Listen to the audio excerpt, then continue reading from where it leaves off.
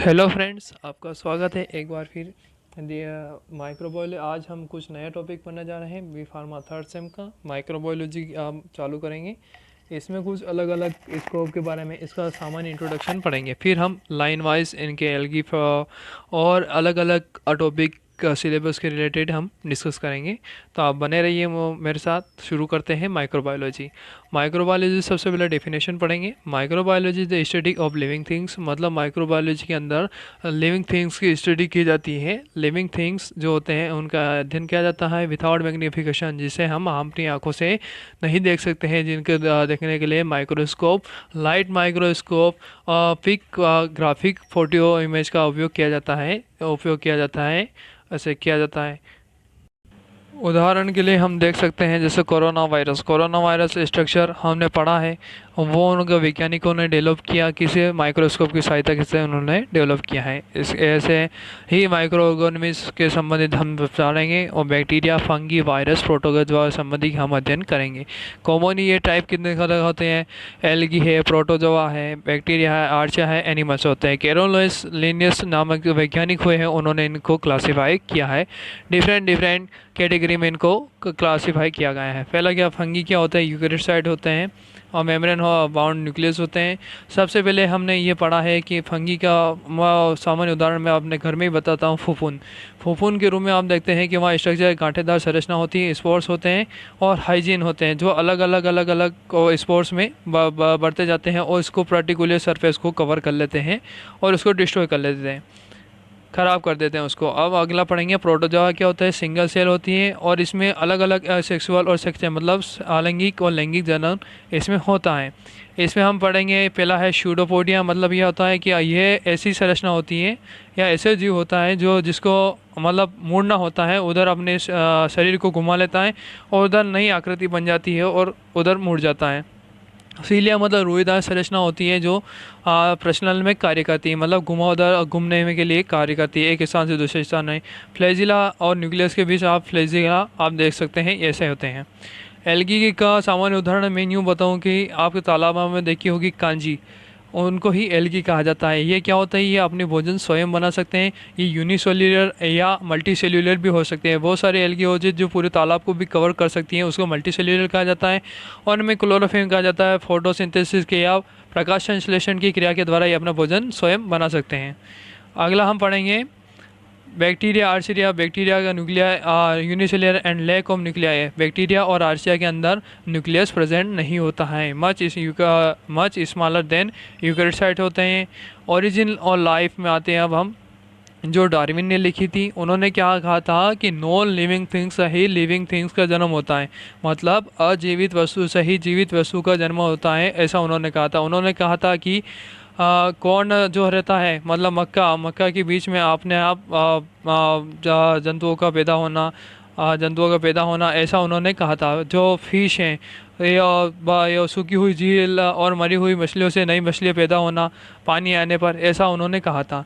Spontaneous मतलब पीढ़ी दर पीढ़ी ये ऐसी ही संरचना लगातार चल गई और ये थ्योरी उनकी नकार दी गई, मतलब इस थ्योरी को अस्वीकार कर दिया गया। फिर सेवरल एक्सपेरिमेंट, अलग अलग एक्सपेरिमेंट की तरह अलग अलग थ्योरी आई, इनके तहत जीव की संरचना का हमें पता चला।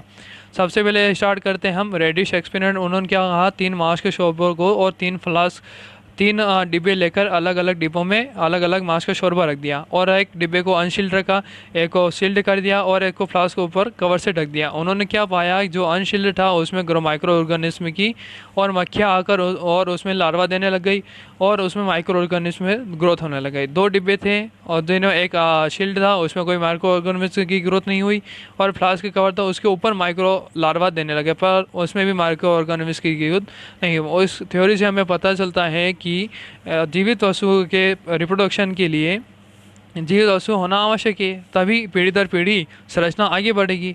इस थ्योरी को ऐसे उन्होंने पढ़ा।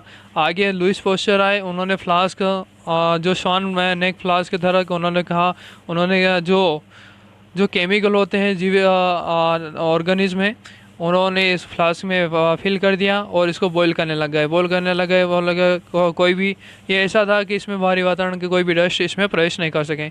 बॉयल करते गए और अब उन्होंने पाया कि इसमें कोई माइक्रो ऑर्गेनिज्म की नहीं हुई। बहुत सारे मंथ हो गए, फिर नहीं, उन्होंने क्या कहा कि अब फिर इसको अलग चेंज करते हैं। उन्होंने इसको रोटेट करना शुरू कर दिया, जो डस्ट के कांटेक्ट में आए और माइक्रो ऑर्गेनिज्म की ग्रोथ होने लग गई। डस्ट के कांटेक्ट में आकर ही माइक्रो ऑर्गेनिज्म ग्रोथ होने लग गई।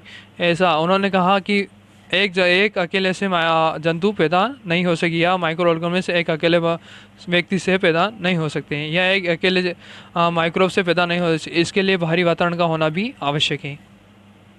अलग अलग चीज़ होते हैं, इसके लिए कौन कौन से उपयोग करते हैं। फ्लेवरिंग रेफ्रिजरेंट उपयोग किया जाता है, एंटीबायोटिक के लिए माइक्रो ऑर्गेनिज्म किया जाता है, और अलग अलग causes of disease Louis Pasteur ने थ्योरी दी थी, कोज है, रॉबर्ट कोच ने कोशिका की खोज की थी।